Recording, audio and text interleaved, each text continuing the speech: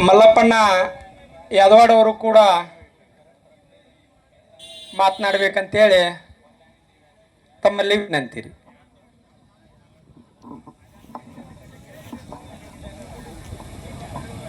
ಕರ್ನಾಟಕ ರಾಜ್ಯ ರೈತ ಸಂಘ ಹಾಗೂ ಹಸಿರು ಸೇನೆ ಎಲ್ಲ ರೈತ ಬಳಗ ಇವತ್ತಿನ ದಿವಸ ರಾಮದುರ್ಗ ತಾಲೂಕಿನಿಂದ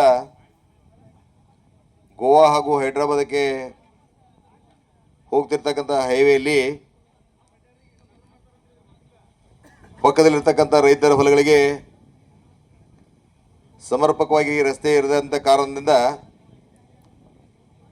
ಹೋರಾಟಕ್ಕೆ ಕರೆಯನ್ನು ಕೊಟ್ಟಿರ್ತಕ್ಕಂಥ ಸಂದರ್ಭದಲ್ಲಿ ಈ ಕಾರ್ಯಕ್ರಮದಲ್ಲಿ ಪಾಲ್ಗೊಂಡಿರ್ತಕ್ಕಂಥ ಎಲ್ಲ ರೈತ ಮುಖಂಡರಿಗೆ ಅಭಿನಂದನೆಗಳನ್ನು ಸಮರ್ಪಿಸುತ್ತಾ, ಇಲ್ಲಿ ನೆರೆದಿರ್ತಕ್ಕಂಥ ಎಲ್ಲ ತಾಲೂಕಿನಿಂದ ಹಾಗೂ ಬೇರೆ ಬೇರೆ ತಾಲೂಕಿನಿಂದ ಬಂದಿರತಕ್ಕಂಥ ಎಲ್ಲ ರೈತ ಮಹಿಳೆಯರಿಗೆ ಅಭಿನಂದನೆ ಸಲ್ಲಿಸುತ್ತಾ, ನಮಗೆ ಇನ್ಫ್ರಾಸ್ಟ್ರಕ್ಚರ್ ಬೇಕು, ಒಳ್ಳೊಳ್ಳೆ ರಸ್ತೆಗಳು ಬೇಕು, ಒಳ್ಳೊಳ್ಳೆ ಆಸ್ಪತ್ರೆಗಳು ಬೇಕು, ಒಳ್ಳೆ ಜೀವನ ಮಾಡಲಿಕ್ಕೆ ಸುಧಾರಿಸತಕ್ಕಂಥ ವ್ಯವಸ್ಥೆ ಬೇಕಂತ ನಾವೆಲ್ಲರೂ ಕೇಳ್ಕೊತಾ ಇದ್ದೀವಿ. ಸರ್ಕಾರಿ ಯಾವ ದೃಷ್ಟಿಕೋನದಿಂದ ಇದನ್ನು ಸರಿಪಡಿಸಬೇಕು ಅನ್ನುವಂಥದ್ದು IAS IPS ಆಗಿರ್ತಕ್ಕಂಥ ಅಧಿಕಾರಿಗಳು ಒಂದು ಕೋಣೆಯಲ್ಲಿ ಕೂತ್ಕೊಂಡು ತೆನೆ ಮೇಲೆ ಒಂದು ಪಂಕ, ಒಳಗೆ AC ರೂಮು, ಮುಂದೆ ಟೇಬಲ್ಲು, ಕೈಗೊಂದಾಳು ಕಾಲಿಗೊಂದಾಳು, ಎಲ್ಲಿ ಗೋವಾ ಎಲ್ಲಿ ಹೈದ್ರಾಬಾದು, ಆ ಜಾಗದ ಮ್ಯಾಗ ಬರಲಾರ್ದೇ 4 ಗೋಡೆ ಮಧ್ಯದಲ್ಲಿ ಸರ್ವೆ ಮಾಡಿ ನಮ್ಮೆಲ್ಲ ರೈತರಿಗೆ ನೋವನ್ನು ಮಾಡಿರ್ತಕ್ಕಂಥ ಮೊದಲು ಆ ಸರ್ಕಾರಿ ಅಧಿಕಾರಿಗಳೇ ನಾವು ವಿರೋಧವಾಗಿ ಇವತ್ತಿನ ದಿವಸ ಧಿಕ್ಕಾರವನ್ನು ಹೇಳ್ತಾ ಇದ್ದೀನಿ. ಪ್ಲ್ಯಾನು ಎಸ್ಟಿಮೇಟ್ ಮಾಡುವಾಗ ಸರ್ವೇ ಸಾಮಾನ್ಯವಾಗಿ ಇವತ್ತಿನ ದಿವಸ ನಾವು ಇಲ್ಲಿ ರೈತರೆಲ್ಲರೂ ಸೇರಿದ್ದೀವಿ. ಇಲ್ಲಿ ನಾವು 3 ಜನನೋ 4 ಜನನೋ ಅಣ್ಣತಮ್ಮರಿದ್ದೀವಿ. ನಮ್ಮ ತಂದೆ ಮುತ್ತಜ್ಜನ ಕಾಲದಾಗಿರ್ತಕ್ಕಂಥ ಬೆಳೆದಿರ್ತಕ್ಕಂಥ ಒಂದು ಹೊಲ ಒಬ್ಬ ಅಣ್ಣನಿಗೆ ದಂಡಿಗೆ ಬಂತು ಅಂತಂದ್ರೆ ತಮ್ಮ ಅದ ಸರ್ವೆ ನಂಬರ್ದಾಗ ದಾರಿ ಕೊಡೋದಿಲ್ಲ. ನಾವು ಒಂದೇ ತಾಯಿ ಎದೆ ಹಾಲು ಕುಡ್ದೀವಿ, ಒಂದೇ ಗರ್ಭದಿಂದ ಹುಟ್ಟಿವಿ, ಒಬ್ಬಕ್ಕೆ ತಾಯಿ ನಮ್ಮನ್ನು ಜೋಪಾನ ಮಾಡ್ಯಾಳ, ಒಬ್ಬಕ್ಕೆ ನಮ್ಮನ್ನು ಬೆಳೆಸ್ಯಾಳ. ಆ ಬೆಳೆಸಿರ್ತಕ್ಕಂಥ ನಾವು ಹೊಲದೊಳಗೆ ಹಿರಿಯ ಅಣ್ಣಗೆ ಮೊದಲು ಬಂತಂದ್ರೆ ನಡಕ್ಕೆ ನಾವು ಬಂತಂದ್ರೆ 4 ಮಂದಿ ಅಂತಂಬರು ಆ ಹೊಲದಾಗ ಹಾಸಿ ಹೋಗ್ಬೇಕಾಗಿರ್ತೈತಿ. ದಂಡಿಗೆ ಒಬ್ಬ ಸಣ್ಣ ತಮ್ಮಂದು ಪಾಲು ಬಂದಿರ್ತೈತಿ. ಅವಾಗ ಹೊಂದಾಣಿಕೆ ಇಲ್ದಾಗ ಏನು ಮಾಡ್ತಾನವ ಅಂತಂದ್ರೆ ಹೆಂಗೆ ಹಾದು ಹೋಗ್ತಾನ ಮಗ ನೋಡೋಣ ದೇಶದಿಂದ ಅದ ಹೊಟ್ಟೆ ಹುಟ್ಟಿದವನ ದಾರಿ ಬಿಡುವುದಿಲ್ಲ. ಇನ್ನು ಯಾವ ಜಾತಿ ಅವನು, ಯಾವ ಸಂಬಂಧದವನು, ಎಲ್ಲಿಂದ ಬಂದವನು, ಏನು ಮಾಡ್ಯಾನೋ ಗೊತ್ತಿಲ್ಲ. ನಮ್ದು ಒಂದು ಅರ್ಧ ಹೊಲ ಆಚಿಕೈತಿ, ಅರ್ಧ ಹೊಲ ಹೆಚ್ಚಿಕೈತಿ. ಆದರೂ ಅವ್ರು ಏನು ಹೇಳ್ತಾರಂದ್ರೆ ನಿಮ್ಗೆ ರೊಕ್ಕ ನಾವು ಕೊಟ್ಟಿವಿ, ನಿಮಗೆ ಕೈ ತುಂಬ ರೊಕ್ಕ ಕೊಟ್ಟಿವಿ, ಅದಕ್ಕೆ ನಾವು ಹೊಲ ತೊಗೊಂಡಿವಿ, ನೀವೇ ಅಡ್ಜಸ್ಟ್ಮೆಂಟ್ ಮಾಡ್ಕೊಂಡು ಹಾಯ್ಬೇಕ್ರಿ ಅಂತ ಹೇಳಿ ಹೊಂಟ್ಬಿಟ್ಟಾರೆ ಈಗ ಅವ್ರು. ಅದಕ್ಕೆ ನೀವು ಎಚ್ಚೆತ್ತುಕೊಳ್ಳಬೇಕು ಅನ್ನೋಂಥ ಉದ್ದೇಶ ಇಟ್ಕೊಂಡ ಇವತ್ತು ಜಗದೀಶ್ ದೇವರೆಡ್ಡಿಯವ್ರ ನೇತೃತ್ವದೊಳಗಾಗಿರ್ಬೋದು, ಎಲ್ಲ ರೈತ ಹಿತರಕ್ಷಣಾ ಸಮಿತಿಯ ನೇತೃತ್ವದೊಳಗೆ ನಮ್ಮ ರೈತರಿಗೆ ಅನುಕೂಲವನ್ನು ಒದಗಿಸಿಕೊಡ್ಬೇಕನ್ನುವಂಥ ಒಂದು ಸಂಕಲ್ಪದಿಂದ ಇಲ್ಲಿ ಬಂದಿದ್ದಾರೆ. ಆದರೆ ನಮ್ಮ ಹೋರಾಟ ಹೆಂಗಿರ್ತದಂತಂದ್ರೆ, ಆಗಲಿ ಜಗದೀಶನ ಹೇಳ್ಯಾರ, ಹೋರಾಟ ಮಾಡಿದ್ರೆ ಇಲ್ಲಿ ಅಧಿಕಾರಿಗಳು ಬಂದು ಆ ಹೋರಾಟದ ಪ್ರತೀಕವಾಗಿರ್ತಕ್ಕಂಥ ಒಂದು ನ್ಯಾಯಯುತವಾಗಿರ್ತಕ್ಕಂಥ ಒಂದು ಸಂಕಲ್ಪವನ್ನು ಮಾಡಬೇಕು ಅನ್ನುವಂಥದ್ದನ್ನು ಮುಟ್ಟುವಂಥ ಮಟ್ಟಿಗೆ ಹೋರಾಟವನ್ನು ಮಾಡಬೇಕಾಗ್ತದೆ. ಗುರ್ಲಾಪುರ ಕ್ರಾಸ್ನೊಳಗೆ ರೈತರು ಹೋರಾಟ ಮಾಡಿದರು. ಏನಂತ ಹೋರಾಟ ಮಾಡಿದರು? ನ್ಯಾಯಯುತವಾಗಿರ್ತಕ್ಕಂಥದ್ದು 3,500 ರೂಪಾಯಿ ಬೆಲೆಯನ್ನು ರೈತರಿಗೆ ಕಬ್ಬಿಗೆ ಕೊಡಬೇಕು ಅನ್ನುವಂಥ ಒಂದು ಹೋರಾಟವನ್ನು ಮಾಡಿದರು. 11 ದಿನಗಳ ಕಾಲ ನಿರಂತರವಾಗಿ ಒಂದು ಹೋರಾಟ ನಡೆಯುತ್ತೆ. ಆ ಹೋರಾಟದೊಳಗೆ ಸರ್ಕಾರವೇ ಬಂದು ಇವರೇನು ಸರ್ಕಾರ ಅಂತ ಹೋಗಲಿಲ್ಲ, ಸರ್ಕಾರವೇ ಬಂದು 3,300 ರೂಪಾಯಿ ದರವನ್ನು ಘೋಷಣೆ ಮಾಡಿದ್ರು. ಅದ್ರ ಶಕ್ತಿ ಯಾರ್ದು ಹೆಚ್ಚಾತು? ರೈತರಿಗೆ ಹೆಚ್ಚಾತಿಲ್ಲ. ತಟ್ಟೆ ಮತ್ತು ಚಪ್ಪಾಳೆ ರೈತರಿಗೆ, ಗುರೂಜಿಗೆ ಮತ್ತು ಚುನಾಪ ಪೂಜಾರಿ ಅವರಿಗೆ. ಕಿಸೆದ ರೊಕ್ಕ ಇಸ್ಕೊಂಡು ಹೋಗೋರು ನೀವು, ಹೋರಾಟ ಮಾಡೋರು ಅವರು.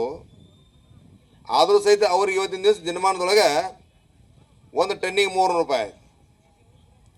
ಇವತ್ತು 1000 ಟನ್ ಕಬ್ಬು ಬೆಳೀರ್ತಕ್ಕಂಥ ರೈತರು ಯಾವ ಗುರ್ಲಾಪುರಕ್ಕೆ ಬರಲಿಲ್ಲ. ಆದ್ರೆ ನಾನು ಅವತ್ತು ಧನಲಕ್ಷ್ಮಿ ಸಹಕಾರಿ ಸಕ್ಕರೆ ಕಾರ್ಖಾನೆ ಅಧ್ಯಕ್ಷ ಆಗಿರ್ತಕ್ಕಂಥ ಸಂದರ್ಭದೊಳಗೆ ನನಗೆ ಕೇಳಿದ್ರು ಅವರು, ರಾಜ್ಯದೊಳಗೆಲ್ಲ ಸಕ್ಕರೆ ಕಾರ್ಖಾನೆ ಮಾಲಕರು ಇಲ್ಲಿ ಯಾರೂ ಸ್ಟ್ರೈಕಿಗೆ ಬಂದಿಲ್ಲ, ಮತ್ತು ನೀವು ಯಾಕೆ ಬಂದಿರಿ ಅಂತ ಕೇಳಿ ನಾನು ಅವರು. ಮತ್ತು ಬೇರೆ ಬೇರೆ ಸಕ್ಕರೆ ಫ್ಯಾಕ್ಟ್ರಿಯವರು ಎಲ್ಲ ಮಲ್ಲನ ಹೋಗ್ಬೇಡಿನಲ್ಲಿ ನೀ ಯಾಕೆ ಹೋಗಿಲಿ ಅಂತ ಅಂದರು. ನಾ ಹೇಳೀನಿ, ಕರ್ನಾಟಕ ರಾಜ್ಯದ ಇತಿಹಾಸದೊಳಗೆ ಸನ್ಮಾನ್ಯ ಶ್ರೀ ಬಿ ಹಿರೇಡ್ಡಿಯವರು ಮತ್ತು ಮಾದೇವಪ್ಪನ ಯಾದವಾಡ್ರವರು ಬೋಟ್ ಆಧಾರದ ಮೇಲೆ ಸಕ್ಕರೆ ಕಾರ್ಖಾನೆಯನ್ನು ಕೊಟ್ಟ ನಂತರ ಇಡೀ ಕರ್ನಾಟಕ ರಾಜ್ಯದಲ್ಲಿ 3,250 ರೂಪಾಯಿ ಘೋಷಣೆ ಮಾಡಿದ್ರೆ ನಾ ಹಕ್ಕಿನಿಂದ ರೈತರೊಳಗೆ ಪಾಲ್ಗೊಳ್ತೀನಿ, ಯಾರು ಏನು ಬೇಕಾದ್ರೆ ಮಾಡ್ಕೊಂಡ್ರು ಸಹಿತ ಅದಕ್ಕೆ ನೋಡೋಕೆ ಜವಾಬ್ದಾರಿ ನಾ ಅದನ್ನು ಅಂತೇಳಿ ಅವತ್ತು. ಅದಲ್ಲದೆ ಮೊನ್ನೆ ಸಾಲಹಳ್ಳಿ ಒಳಗೆ ಅಂದ ರೈತರ ಸ್ಟ್ರೈಕ್ ಆಯ್ತು, ನೀರಾವರಿ ಯೋಜನೆಗಳನ್ನ ಸಮರ್ಪಕವಾಗಿ ತರುವಂಥ ಒಂದು ವ್ಯವಸ್ಥೆ. ಅವತ್ತು ಗುರೂಜಿಯವರು ಮತ್ತು ಚುನಾಪ ಪೂಜಾರಿ ಅವರು ಬಂದಿರತಕ್ಕಂಥ ಸಂದರ್ಭದಲ್ಲಿ ರಾತ್ರಿ 12 ಗಂಟೆ ಇದ್ರೂ ಸಹಿತ ಅಲ್ಲಿ ಕ್ಷೇತ್ರದ ಶಾಸಕರನ್ನು ಕರೆಸಿ ಜನವರಿ ಮತ್ತು ಫೆಬ್ರವರಿ ತಿಂಗಳೊಳಗೆ ನೀರನ್ನು ಒದಗಿಸಿ ಕೊಡ್ತಾನೆ ಅಂತ ಭರವಸೆಯನ್ನು ಕೊಡುವ ಮಟ್ಟನೂ ಸಹಿತ ಅಲ್ಲಿಂದ ನಾ ಎದ್ದು ಹೋಗಲಿಲ್ಲ ಜಗದೀಶನ.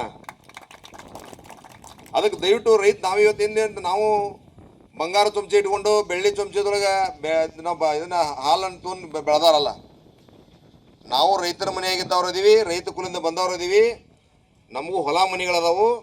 ಆದರೆ ವೈಯಕ್ತಿಕವಾಗಿ ಇವತ್ತಿನ ದಿವಸ ಏನಪ್ಪ ಅಂದ್ರೆ ನಮ್ಮ ರೈತರಿಗೆ ಸಂಕಷ್ಟ ಬಂದಿರತಕ್ಕಂಥ ಸಂದರ್ಭದಲ್ಲಿ ರೈತರಿಗೆ ನೆರವಾಗಿರ್ತಕ್ಕಂಥದ್ದು, ರೈತರ ಜೊತೆಗೆ ಇರುವಂಥದ್ದು ನಮ್ಮದು ವಾಡಿಕೆ ಆಗ್ಯದ. ಅದಕ್ಕೆ ಇವತ್ತಿನ ದಿವಸ ಆ ಹೈವೇ ಪ್ರಾಜೆಕ್ಟ್ ಇಲ್ಲಿ ಗೋವಾದಿಂದ ಹೈದ್ರಾಬಾದಕ್ಕೇನು ಹೋಗ್ತದಲ್ಲ, ಇಲ್ಲಿ ಹೊಲ ಕೊಟ್ಟವನಿಗೂ ಫಾಯ್ದೆ ಇಲ್ಲ, ಹೊಲ ಮಾಡಿದವನಿಗೂ ಫಾಯ್ದೆ ಇಲ್ಲ, ಆ ಊರನ್ನ ಯುವಕರಿಗೂ ಸಹಿತ ಒಂದು ಉದ್ಯೋಗ ಇಲ್ಲ. ನಮ್ಮ ಊರ 4 ಗಾಡಿ ಅದಾವಂತ ಆ ಗಾಡಿನೂ ಬಾಡಿಗೆ ಅವ್ರು ತೊಗೊಂಡಿಲ್ಲ. ಜೊತೆಗೆ ನಮ್ಮ ಊರಾಗ ಹೆಟೇಜ್ ಐತಿ, JCB ಐತಿ, ಜೊತೆಗೆ 4 ಕಾರ್ಮಿಕರು ದುಡಿತಾರು, ಕಾಂಕ್ರೀಟ್ ಕೆಲಸಕ್ಕೆ ಕರ್ಕೊಂತಂದ್ರೂ ಸಹಿತ ನಮ್ಮಲ್ಲಿ ಊರನ್ನಾರು ಯಾರೋ ಅವ್ರು ಕೆಲಸಕ್ಕೆ ಕರ್ಕೊಂಡಿಲ್ಲ. ಮತ್ತು ಈ ಹೈವೇ ಯಾರಿಗೆ ಉಪಯೋಗಿದು?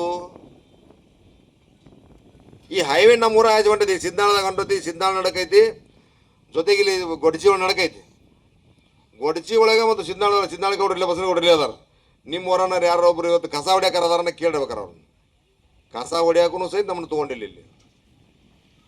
ಅಂದ್ರೆ ಹೈವೇ ಹಾದು ಹೋದ ನಂತರ ಇಲ್ಲಿ ಹಾದು ಹೋಗೋರು ಏನಂದ್ರೆ ಮಜಾ ಮಾಡ್ಕೊಂಡು ಅವ್ರು ಹಾದು ಹೋಗ್ತಾರೆ, ಕೊಟ್ಟವರು ತ್ರಾಸು ತೊಗೊಂಡವ್ರು ನಾವಿಲ್ಲಿದ್ದೀವಿ.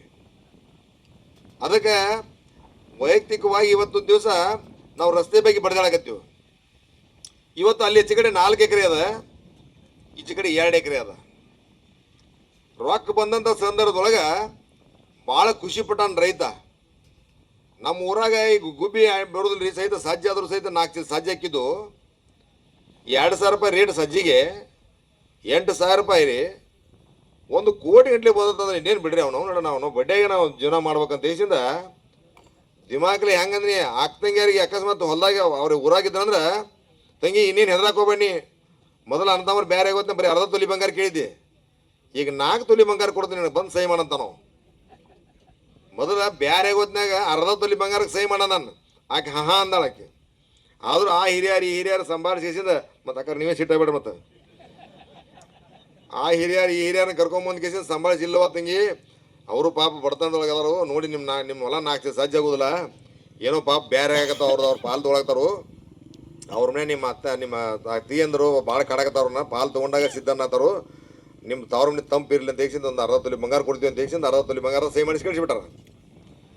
ಈಗ ಹೈವೇ ಹಾದು ಆದ್ಮ್ಯಾಗ ಮತ್ತೆ ಸಹಿ ಬೇಕಲ್ಲ, ಮತ್ತೆ ಸಹಿಗೆ ಬಂದಾಗ ಈಗ ಹೇಳೋದು ಹೆಂಗಂದ್ರೆ 4 ತೊಲಿ ಇದ್ದಂಗೆ ಆಗ 60 ತೊಲಿ ಬಂಗಾರ ಕೊಟ್ಟಿವು, ಈಗ 4 ತೊಲಿ ಬಂಗಾರ ಕೊಡ್ತೀವಿ ಬಂದು ಸಹಿ ಹಾಕ ಅಂತ ಹೇಳಿ ಸಹಿ ಹಾಕಿಸ್ಕೊಂದಿರಿ.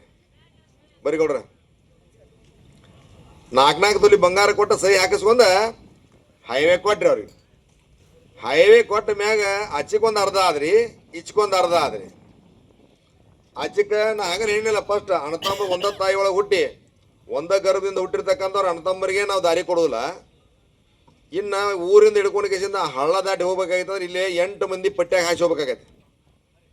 ಅವನು ನಿಮ್ಮ ಗಿರಕಿನ ಅದು ಅವೇನು ಅವಂದು ಆಚೆ ಕಡೆ ಅರ್ಧ ಈಚೆ ಕಡೆ, ಅವಂದು ಆಚೆ ಕಡೆ ಅರ್ಧ ಐತಿ, ಈಚೆ ಕಡೆ ಅರ್ಧ ಐತಿ, ಅದು ಗಿರಕಿ ನಿಮ್ದು. ಆಮೇಲೆ ಹೇಳ್ತಾನೆ, ನೀ ಈಚೆ ಕಡೆ ಅಕಸ್ಮಾತ್ ಕೊಟ್ಟೆ ಅಂದ್ರೆ ಈಚೆ ಕಡೆ ಹಾಯ್, ಇಲ್ಲಿಕನ್ನ ಹಾಯ ಬೇಡ.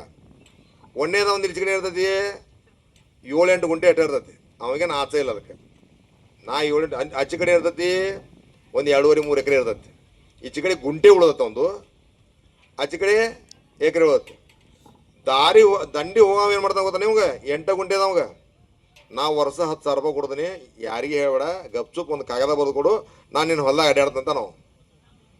ಆಚೆ ಕಡೆದಾಗ ಏನಂತ ನಾವ ಹೆಂಗೋ ನಾವು ಸಹನಾಗಿ 2ನೇ ಪಟ್ಟಿ ಅವ ಇವ್ ರೊಕ್ಕ ಕೊಟ್ಟನಲ್ಲ, ನೀನು ಇಲ್ಲಿ ಹಾಯ್ಬೇಕಾದ್ರೆ ಅವ ಯಾರಿಗೆ ಹೇಳ್ಬೇಡ ಅಂದಾನ, ನೀನು ವರ್ಷ 10,000 ರೂಪಾಯಿ ಕೊಡೋದಿರ್ತಾನೆ. ಈಚೆ ಕಡೆ ಒಂದು ಎಷ್ಟು ಉಳಿದಿರ್ತೈತಿ, ಈ ಒಂದು 11 ಗುಂಟೆ ಉಳಿದೈತಿ. 11 ಗುಂಟೆ ಉಳ್ದಾನ ಮಗಲು ಒಂದು 20 ಗುಂಟೆ ಉಳಿದಿರ್ತೈತಿ. ಆಚೆ ಕಡೆ 3 ಎಕರೆ ಇರ್ತೈತಿ. ಇವರಿಬ್ಬರು ಸಣ್ಣ ಅದಾರ. ಇನ್ನು 3ನೇದ ಒಂದು ಏನು ಪ್ರಶ್ನೆ ಇರ್ತದಂದ್ರೆ, 1 ಎಕರೆ ಹೊಲ ಈಚೆ ಕಡೆ ಇರ್ತೈತಿ, ಆಚೆ ಕಡೆ 11 ಗುಂಟೆ ಉಳಿದಿರ್ತೈತೆ ಒಂದು. ನೋಡಿ ಅಂಥ ಪರಿಸ್ಥಿತಿ ಅದು. ಈಚೆ ಕಡೆ 3 ಎಕರೆ ಒಂದು 3ನೇ ನಂಬರ್ ಅದ ಒಂದು 3 ಎಕರೆ, ಆಚೆ ಕಡೆ 11 ಗುಂಟೆ ಉಳಿದೈತಿ. ಅವ 11 ಗುಂಟೆ ಇರ್ತಾವದನ, ಹೆಂಗಾದ್ರೂ ನೀವು ಆಚೆ ಕಡೆ ರೊಕ್ಕನ ಕೊಟ್ಟು ಬಂದಿರಿ, ನನಗಿದ್ರೆ ಡಬಲ್ ಅವ್ನು 11,000 ರೂಪಾಯಿ ಬೇಕಾ? 11 ಗುಂಟೆದಾಗ 11,000 ಕೊಟ್ಟ ನಾವು ಈಚೆ ಕಡೆ ಭಾಳ ಐತಿ, ನಿಮ್ದು ಭಾಳ ಐತಿ, ನೀ 20,000 ಕೊಟ್ಟು ನಮ್ಮ ಹೊಲ್ದಾಗ ಆದ ಹೋಗ್ಬೇಕಂತ ನಾವು. ನೋಡಿ ವರ್ಷಕ್ಕೆ 20,000. ಇಲ್ಲಿ ಏನಾಗೈತಿ, 1 ಕೋಟಿ ಕಿಸೆದಾಗ ಅದಾವ ಅಂತ ದಿಮಾಕಲೆ ಅಕ್ಕಂಗಾರ ಸಹಿ ಹಾಕಿಸ್ಕೊಂಡು ಬಂದೀವಿ. ಇಲ್ಲಿ ವರ್ಷ ರೊಕ್ಕ ಕೊಡೋ ಪರಿಸ್ಥಿತಿ ಬಂತ. ಎಷ್ಟು ವರ್ಷ ಕೊಡೋರು ನೀವು? ಇದು ಕೋಟಿ ಸಾಯಕ್ಕೆ ಚಾಲ ಮಾಡ್ತೈತಿ. ಅವಾಗ ಅರಿಕಾಕೈತಿ, ನಾ ಹೈವೇ ಕೊಡಬಾರ್ದಾಗಿತ್ತು ನಾವು ನೋಡೋದು ಅಂತ ದೇಶದ. ನಾನು ಇವತ್ತಿನ ದಿವಸ ಹನುಮನೇರಿ ಒಳಗೆ ನಂದು 23 ಎಕರೆ ಹೊಲ ಐತಿ.